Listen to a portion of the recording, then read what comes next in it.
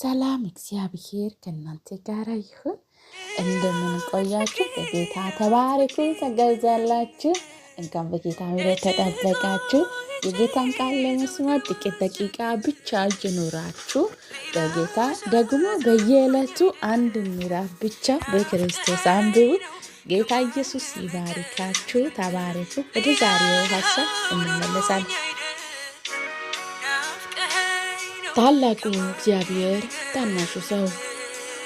እኔም በአንደበቴ እንዳልበድል መንገድህን እጠብቃለሁ።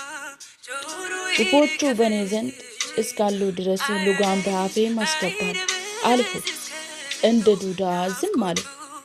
ለበጎ ነገርስ እንኳን አፌን ዘጋሁ። ሆኖም ጨነቀኝ፣ ጭንቀቴ ባሰ፣ ልቤ በውስጤ ጋለ። በማሰለሰልበት ጊዜ እሳት ነደደ።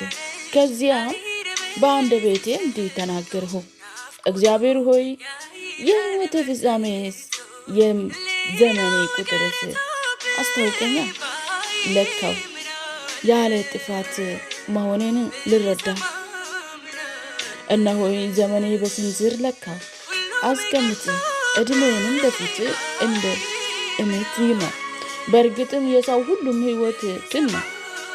ሰው የጥላ ውለታብ ነው፣ በከንቱ ይታወካል።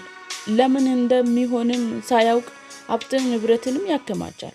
ጌታ ሆይ አሁንስ ወደ ማን ልመለከት? ተስፋዬስ ባንተ ላይ ነው። ከኃጢአቴ ሁሉ አድነኛ፣ የሰነፎቹ መሳለቂያ አታድርገኝ።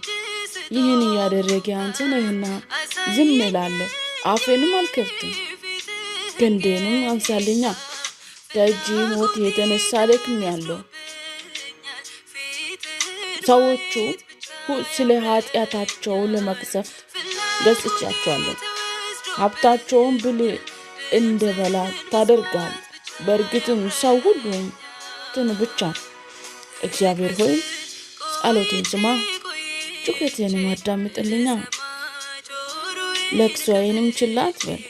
በአንተ ፊት እኔ መጻተኛ ነኝና እንደ አባቶች እንግዳ ነኝና ለመመለስም ከመሰናበቴ በፊት ዳግመኛ ደስ ይለኝ ዘንድ ዓይኖቼን ከላይ አንሳ። ኢየሱስ ጌታ ተባረክ። የእግዚአብሔር ምሕረት ያግኘ። ተባረክ።